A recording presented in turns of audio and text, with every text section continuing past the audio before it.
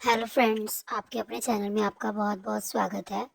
आजकल बुलिंग के केस बहुत ज़्यादा बढ़ रही हैं, तो आज हम डिस्कस करेंगे बुलिंग के बारे में कि बच्चे कैसे बुलिंग करते हैं। स्कूल और कॉलेजेस में ये बहुत ही आम चीज़ हो गई है। अभी लास्ट केस में हमने देखा कि एक 4 साल की बच्ची जो है वो छत से कूद के उसने सुसाइड कर लिया। ये सिर्फ एक सुसाइड नहीं था, ये पहले से बच्चे को टॉर्चर किया गया और वो बच्चा इतना ज़्यादा टॉर्चर हो गया कि वो इस चीज़ को झेल नहीं पाया। इस तरह से इतने सारे बच्चे होते हैं जो स्कूल में, कॉलेजेस में बुलिंग को फेस करते हैं, और कुछ बच्चे होते हैं जो उसमें से निकल जाते हैं, कुछ बच्चे होते हैं जो उसे हर्ट हो जाते हैं और उसके बाद वो अपना सुसाइड करने का डिसाइड करते हैं। तो आज हम आपको बताएंगे कि बुलिंग कैसे सुसाइड थॉट तक ले जाती है। फर्स्ट ऑफ ऑल जानिए बुलिंग के बारे में, वो सब कुछ जो हर पेरेंट्स को जरूर जानना चाहिए कि बुलिंग क्या होती है, क्यों करते हैं। बुलिंग एक international repeated power based harm होता है जिसमें एक बच्चा दूसरे को इमोशनली, सोशली या फिजिकली हर्ट करता है। कभी कभी बच्चे इतनी ज़्यादा बुरे तरीके से बर्ताव करते हैं, कई बार कॉलेजेस में देखा गया है कि बड़ी बड़ी रैगिंग्स, बुलिंग को रैगिंग्स भी बोलते हैं, तो कॉलेजेस में ये रैगिंग जो है वो आम ही हो जाती है। अब तो छोटे छोटे बच्चों में भी इतनी ज़्यादा इतनी ज़्यादा बुलिंग की आदत हो गई है कि वो हर किसी बच्चे को बुलिंग करती है। वो किसी भी बच्चे को साथ लेकर नहीं चलना चाहते, बल्कि उसे नीचा दिखाने की कोशिश करते हैं ताकि वो अपनी सुपरिटी या कंट्रोल दिखा सकें कि मैं ही यहाँ पे सुपर हूँ, यहाँ पे मैं ही सुपीरियर हूँ, आप सब मुझसे नीचे हो। Types of bullying: verbally insulting, टीजिंग, social ignoring, gossiping, group से बाहर करना। कई लोग हर बात पे दूसरे बच्चे को टॉर्चर करते हैं, इंसल्ट करते हैं, उसको करते हैं, उसको सोशली तौर पे अपने बीच में नहीं बैठने देते, उन्हें उससे अलग कर देते हैं, अपने गॉसिपिंग ग्रुप से बाहर कर देते हैं, उसके बारे में बेफालतू की, बेफजूल की र्यूमर्स जो है वो उड़ा देते हैं। तो इस तरह वो एक तरह के वर्बली जो है वो बुलिंग करते हैं। Physically hitting, pushing, cyber, online trolling, body shaming, spread rumouring. कोई भी बच्चा जो है या कोई भी इंसान है वो प्रॉपर नहीं होता, उसमें कोई ना कोई कमी होती है, लेकिन अगर हम बार बार उस बात को रिपीट करेंगे तो वो बच्चे के दिल पे बैठ जाएगी। इसलिए आई थिंक हम लोगों को अपना जो भी चीज़ें हैं उन्हें कंट्रोल करनी चाहिए, और सबसे पहले हमें अपने बच्चों को ये सिखाना चाहिए कि जब भी हम क्लास में, स्कूल में, कॉलेज में, कहीं पे भी होते हैं तो हमें दूसरे को नीचे नहीं गिराना, बल्कि उसे साथ लेकर चलना है। इस बात में महानता नहीं है कि आप किसी को बुलिंग कर रहे हैं, किसी को टॉर्चर कर रहे हो। आपको मज़ा आता है लेकिन दूसरे को मज़ा नहीं आता है, उसकी लाइफ भी बर्बाद हो जाती है। कई बच्चे तो इसी वजह से पढ़ना छोड़ देते हैं, स्कूल छोड़ देते हैं। इवन कि उनका इतना ज़्यादा मेंटली वो इतने ज़्यादा स्ट्रेस्ड हो जाते हैं कि वो अपने किसी के बीच में बैठ के वो बात नहीं करते, उनका कॉन्फिडेंस लेवल जो बहुत ज़्यादा लो हो जाता है। तो आई थिंक हम सबको अपने पेरेंट्स, सबसे पहले तो अपने बच्चों को समझाना चाहिए कि ना तो हमें बुलिंग करनी चाहिए और ना ही हमें बुलिंग बर्दाश्त करनी चाहिए। अगर आपके साथ, बच्चों के साथ कुछ भी जो हो रहा है वो अपने पेरेंट्स को ज़रूर बताना चाहिए, और बच्चों को पेरेंट्स की बच्चों के साथ इतनी अच्छी बॉन्डिंग होनी चाहिए कि वो अपनी हर एक चीज़ अपने पेरेंट्स के साथ शेयर कर सके। आजकल हम इतने सारे केसेस देख रहे हैं, लेकिन फिर भी ये सारी चीज़ें क्यों हो रही हैं? क्योंकि हम लोग अपना एक्शन नहीं उठाते।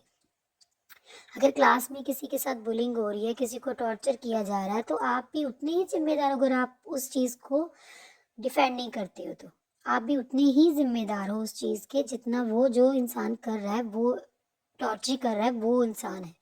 इसके कई बार तो कोई लोग धक्का दे देते हैं, किसी को कमरे में बंद कर देते हैं, किसी को वॉशरूम में बंद कर देते हैं, किसी को वॉशरूम साफ करने के लिए बोला जाता है। लेकिन क्या ये चीज़ सही है? नहीं। सब बच्चे अलग अलग तरह से रिएक्ट क्यों करते हैं? क्योंकि सबका नज़रिया, सबका तरीका अलग अलग है। जिन बच्चों पर बुलिंग का ज़्यादा असर नहीं होता, उनमें से 5 में से कोई एक प्रोटेक्टिव, फिजिकोलॉजिकली, साइकोलॉजिकली फैक्टर्स होते हैं उनके बीच में। लेकिन हर किसी के बीच में से साइकोलॉजिकल फैक्टर हो ये ज़रूरी नहीं होता। कुछ लोग अपने बात को किसी के सामने नहीं रख सकते, वो बहुत ही शाय किस्म के होते हैं। वो अगर किसी से बात करते हैं तो वो शर्मा जाते हैं। तो वो अपनी ये चीज़ें कैसे किसी को बताएंगे, वो किसी को नहीं बता पाएंगे। लेकिन अगर आपकी क्लास में आपके आसपास किसी के साथ भी बुलिंग हो रही है तो आपको उसे देखना होगा कि उसका कौन रीज़न है।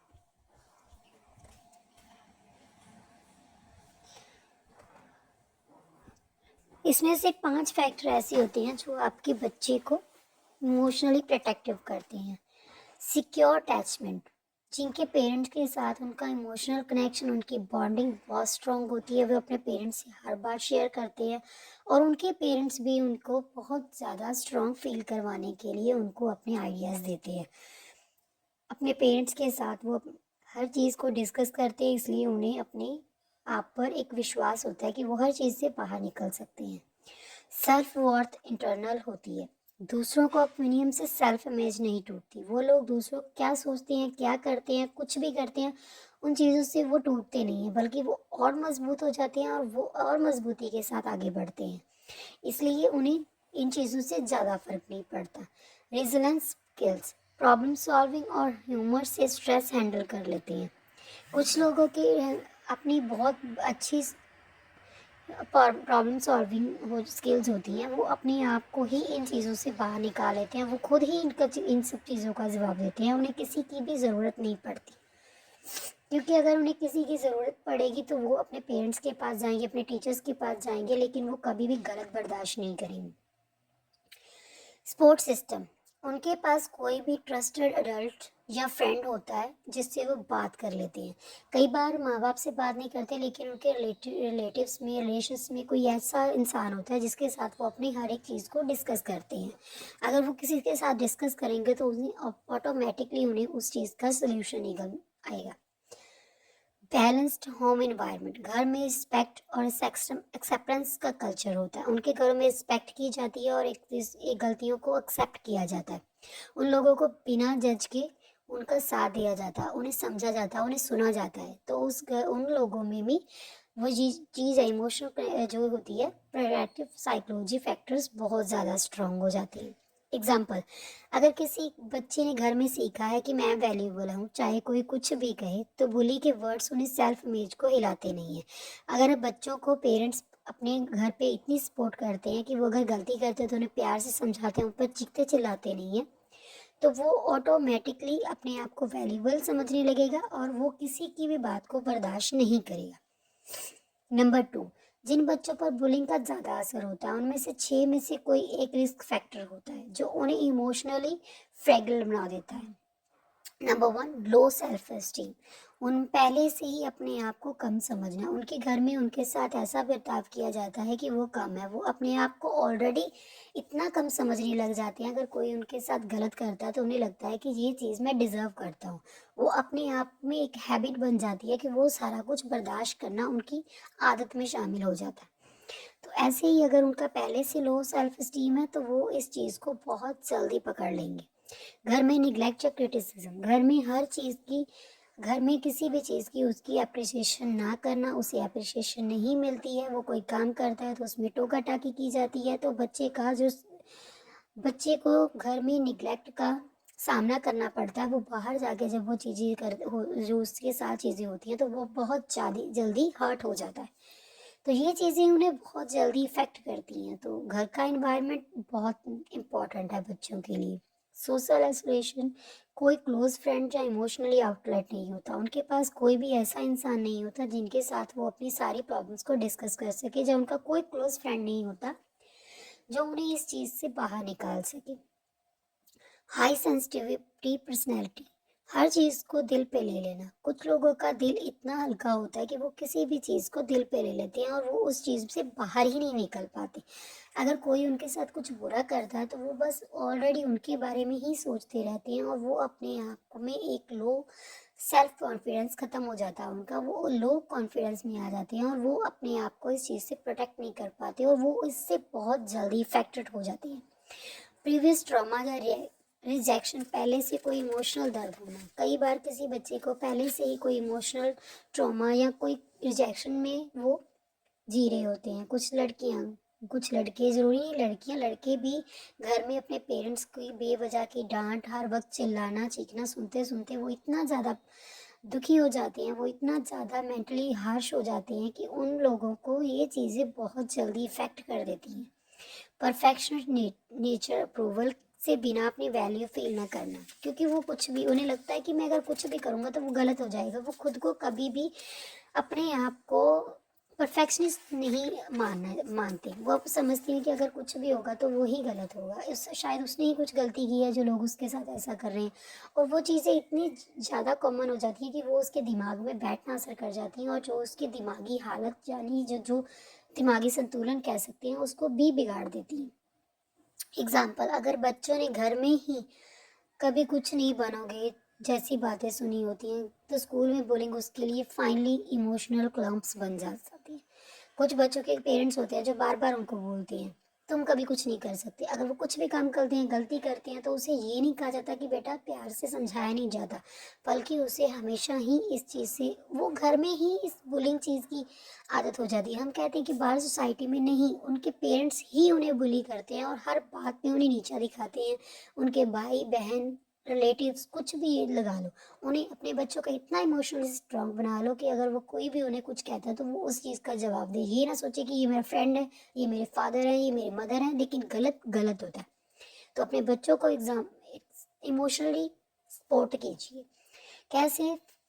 बुलिंग सुसाइडली थॉट तक ले जाता है। बुलिंग का डायरेक्ट इफेक्ट नहीं होता। जो बुलिंग है वो धीरे धीरे इफेक्ट करती है बॉडी पर, माइंड पर।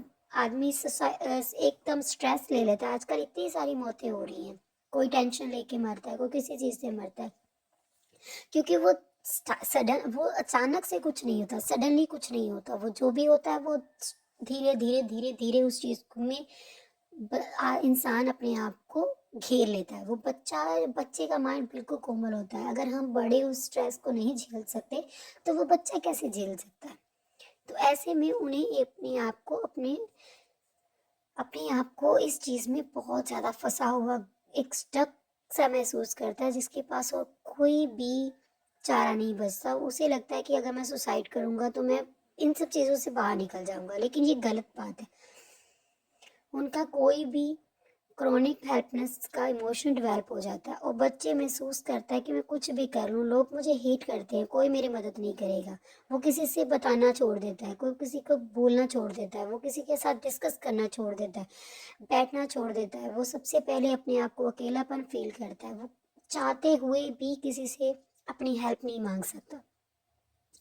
और हम ये सोसाइटी में रहते हैं, इस सोसाइटी में अगर एक लोग इंसान गलत है तो 9 सही भी होते हैं, लेकिन वो उन 9 पे विश्वास नहीं करेगा, बल्कि उस एक पे विश्वास करेगा कि उसने मेरे साथ गलत किया तो सब मेरे साथ गलत करेंगे। उसे ट्रस्ट इश्यूज हो जाते हैं, वो किसी पर भी ट्रस्ट नहीं कर सकता।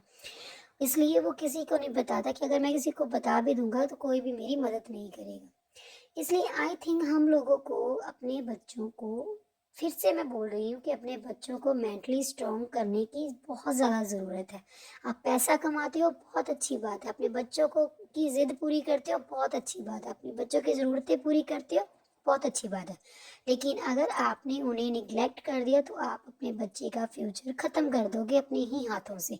कुछ पेरेंट्स कहते हैं कि हम जॉब करते हैं, हम काम करते हैं, उनको पैसा देते हैं, लेकिन ये सारी चीज़ें ज़रूरत नहीं होती, बल्कि एक इमोशनल अटैचमेंट बहुत ही इम्पोर्टेंट होती है बच्चे के ग्रोइंग ईयर्स में। जब उन्हें अपने पेरेंट्स का साथ चाहिए होता, तब वो बच्चे के साथ नहीं होते, उनको पैसा देते हैं, लेकिन वो हर चीज़ पैसा नहीं दे सकती।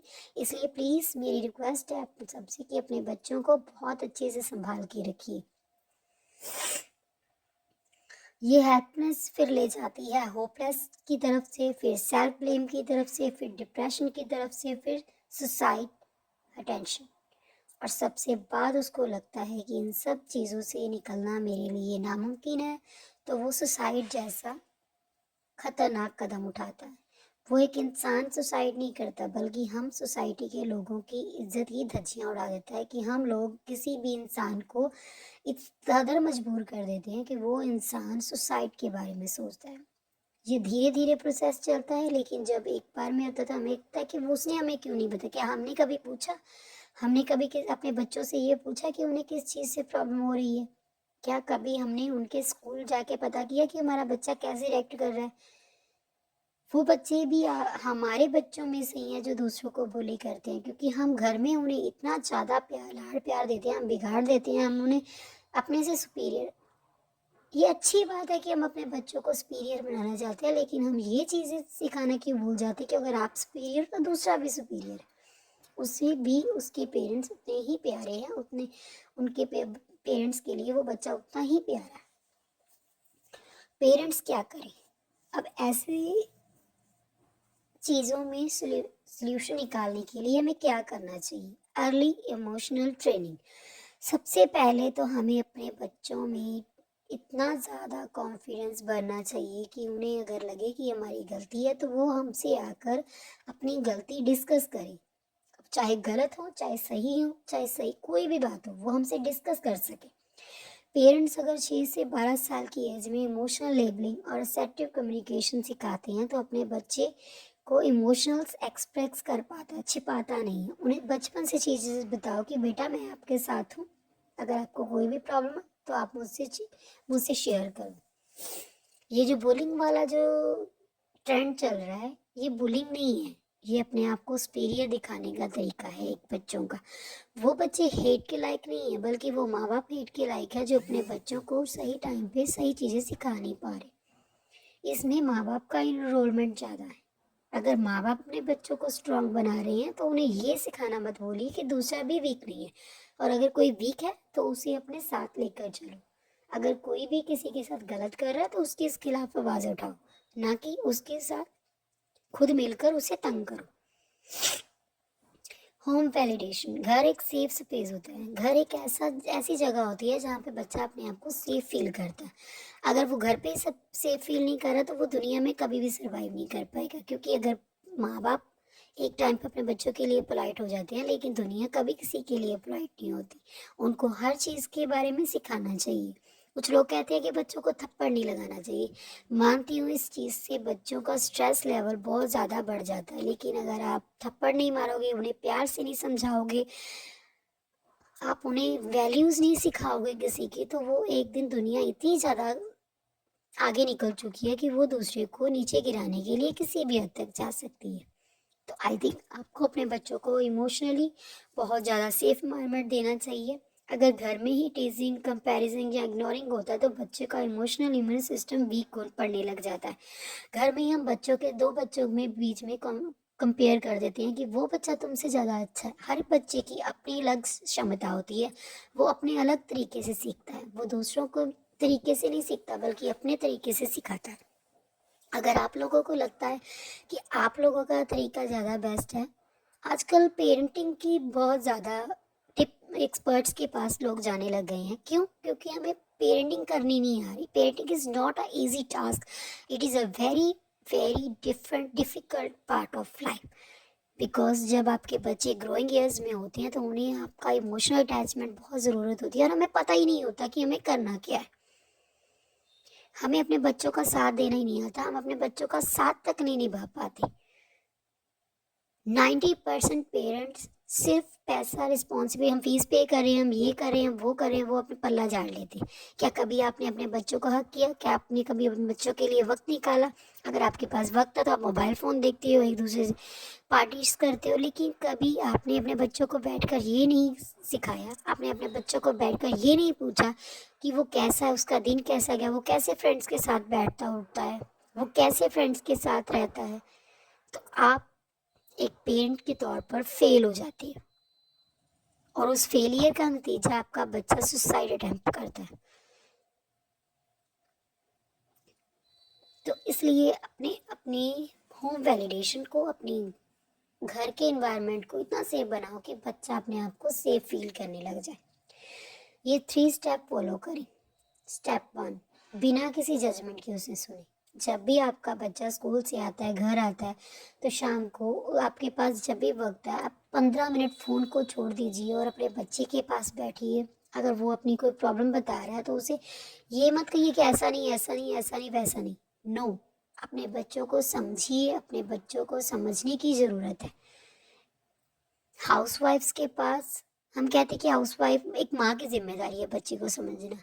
तो क्यों, क्या पेरेंट्स की यानी कि अपने फादर की कोई जिम्मेदारी नहीं वो अपने बच्चों को समझे। वो भी आकर अपने बच्चों से पूछे उन्होंने क्या पढ़ा, क्या किया, उनका सारा दिन कैसे गया, उन्होंने अपने फ्रेंड्स के साथ कैसा किया, उनके फ्रेंड्स उनके साथ कैसा करते हैं, आप उनके साथ कैसा करते हो, ये चीज़ें बैठकर डिस्कस कीजिए। Number 2, validate feelings. मुझे पता है जब उसने ऐसे कहा होगा तो तुम काफ़ी हर्ट हुए होगे। आप उसको समझने की कोशिश कीजिए। मैं नहीं कहती कि हर बार आपका बच्चा ही सही होगा, दूसरा बच्चा ही गलत होगा। कई बार आपका बच्चा भी गलत हो सकता है, लेकिन आप उसे उस नज़रिए को समझाइए कि उसने ऐसा कहा तो हो सकता है उसने गलत कहा होगा, या तुम्हें गलत लगा होगा, या तुम्हें गलत मिसअंडरस्टैंडिंग हुई होगी। उन चीज़ों को क्लियर कीजिए अपने बच्चों के माइंड से, वो चीज़ें, वो प्रेशर हटाइए। और वो चीज़ें सिर्फ एक पेरेंट्स ही कर सकते हैं, कोई दूसरा नहीं कर सकता। जबकि पेरेंट्स के साथ बच्चे की बॉन्डिंग बहुत अच्छी होती है। और हाँ, अगर मैं बच्चों से भी ये चीज़ें कहना चाहूँगी कि अगर उनके पेरेंट्स के साथ उनका रिलेशन अच्छा नहीं है तो उनके टीचर्स के साथ उनका रिलेशन अच्छा होगा, वो अपने टीचर्स के साथ डिस्कस करें। ज़रूरी नहीं है स्कूल में सारे टीचर्स ही बुरे होते हैं, कुछ टीचर बहुत अच्छे होते हैं, वो बहुत ही कोऑपरेटिव होते हैं। हमारे टाइम पर पेरेंटिंग इतनी मुश्किल नहीं थी, लेकिन आज के टाइम पे पेरेंटिंग बहुत मुश्किल हो चुकी है। हमें बहुत सारी मुश्किलों का सामना करना पड़ता है। कई बार हमें लगता है कि हम सही कर रहे हैं, वो दूसरा गलत है। लेकिन अपने बच्चे को सही और गलत की जो बीच का फ़र्क है वो आपको ही बताना है। वो कोई नहीं बताएगा आपको, आपके बच्चे को आके।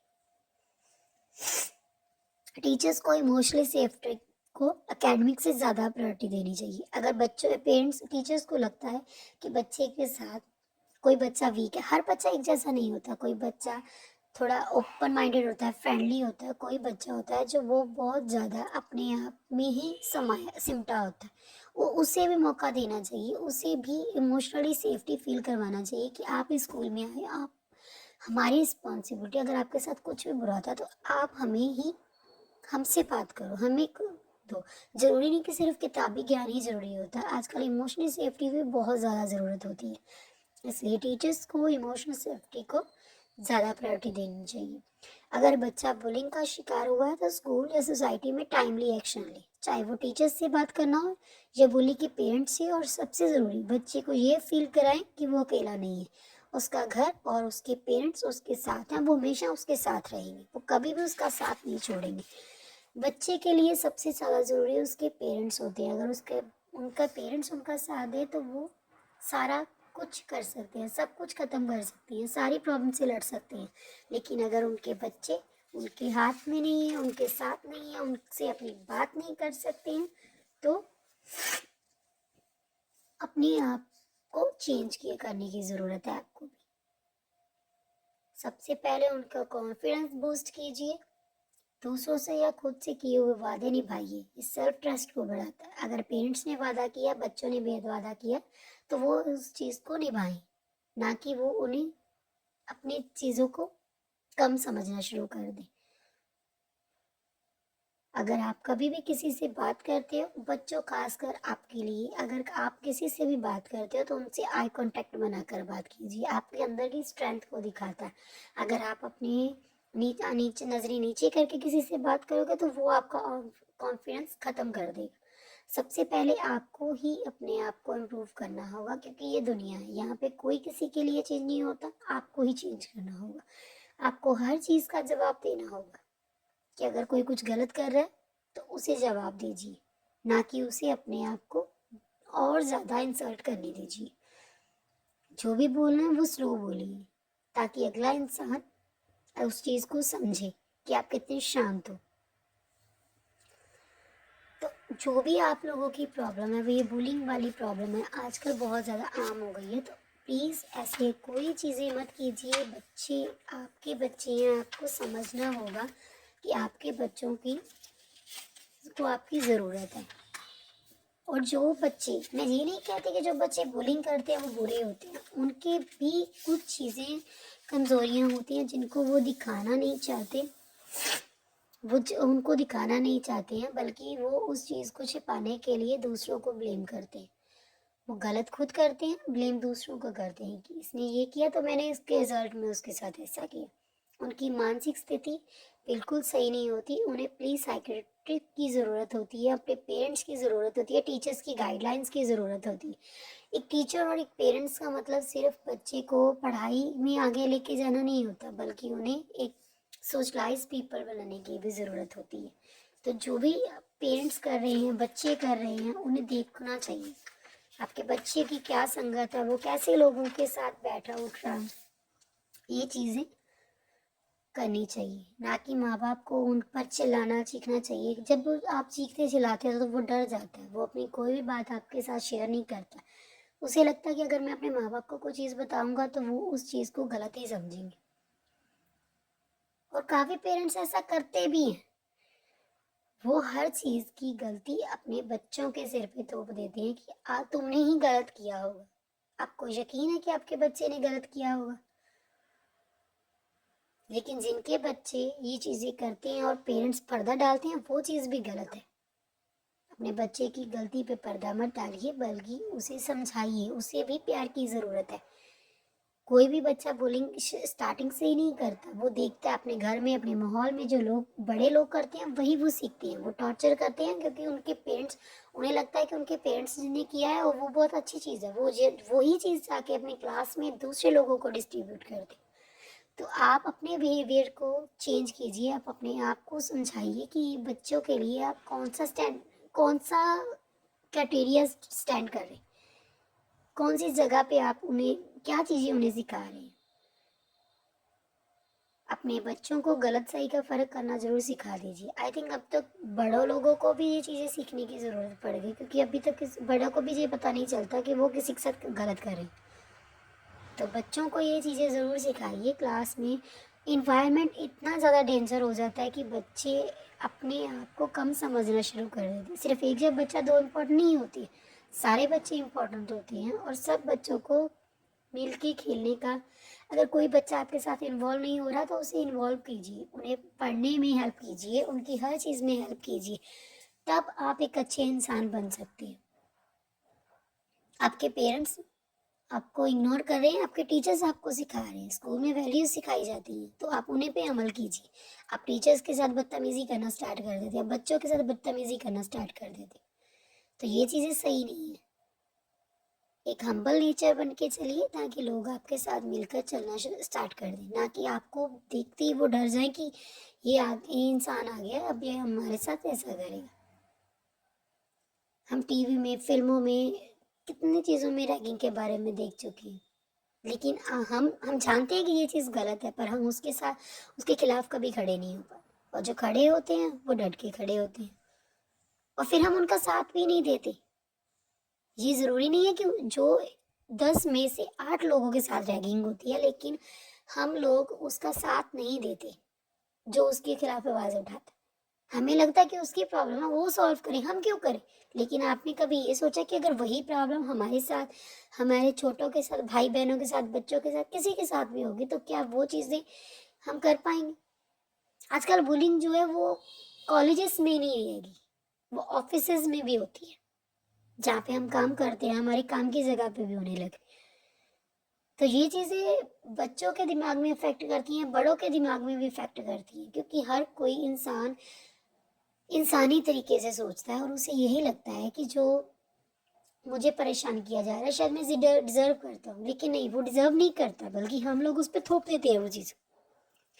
वो कमज़ोर है, वो वीक है, जो कमज़ोर है वो उसे दबाया जाता है, और जो इमोशनली अपनी फैमिली बैकग्राउंड से स्ट्रांग होता है वो उन सब लोगों को दबा देता है। अगर आपको फ्रीडम है ज़िंदगी जीने की, तो दूसरों को भी ज़िंदगी जीने की फ्रीडम है, तो प्लीज़ उन्हें भी फ्रीडम दीजिए और खुद भी फ्रीडम एंजॉय कीजिए।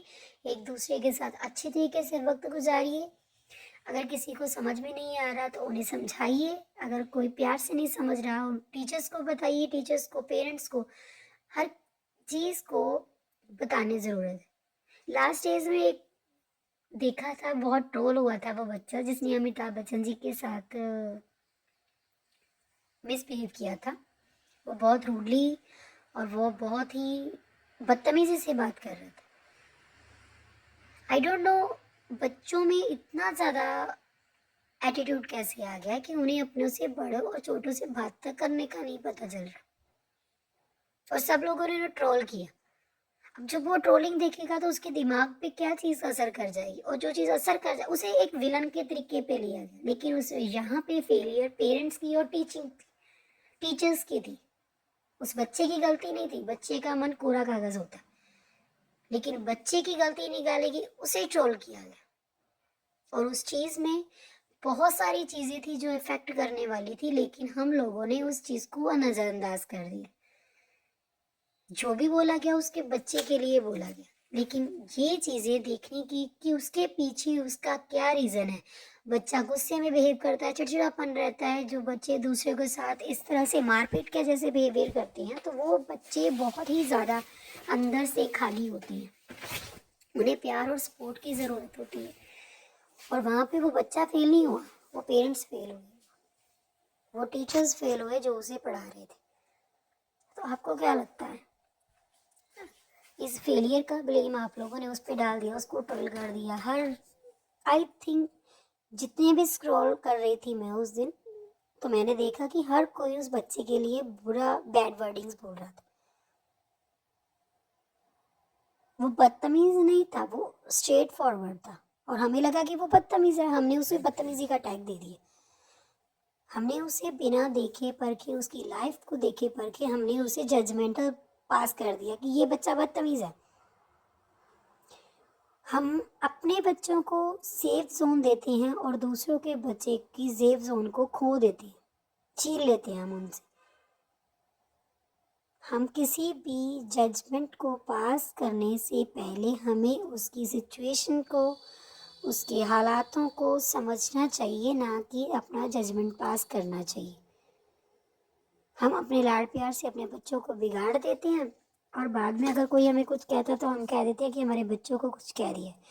बच्चे बच्चे तो कोमल दिल के होते हैं, वो एक खाली कागज की तरह होते हैं, उस पर जो लिख दोगे वो लिखा जाएगा। वो आपको देख के सीखता है, ना कि वो अपने आप कुछ भी सीखता है। आप उसे झूठ बोलना सिखाओगे तो वो झूठ बोल देगा कि पता नहीं ये कितनी अच्छी बात है। आप उसे अपने छोटे भाई बहनों को टॉर्चर करना सिखाओगे तो वो ही करेगा, वो जो देखेगा वही करेगा। तो आपको पेरेंट्स होने के नाते अपने आप को बदलना होगा। आप खुद अगर एक बच्चों की तरह बिहेवियर करते हो अपने घर में, अपने पेरेंट्स के साथ, वाइफ के साथ, या अपने हस्बैंड के साथ, अपने बच्चों को इज्जत करना तभी सिखा पाओगे जब आप खुद करोगे। जो चीज़ें आप अपने बच्चों को सिखाना चाहते हैं, सबसे पहले वो पेरेंट्स अपने आप में डेवलप करें।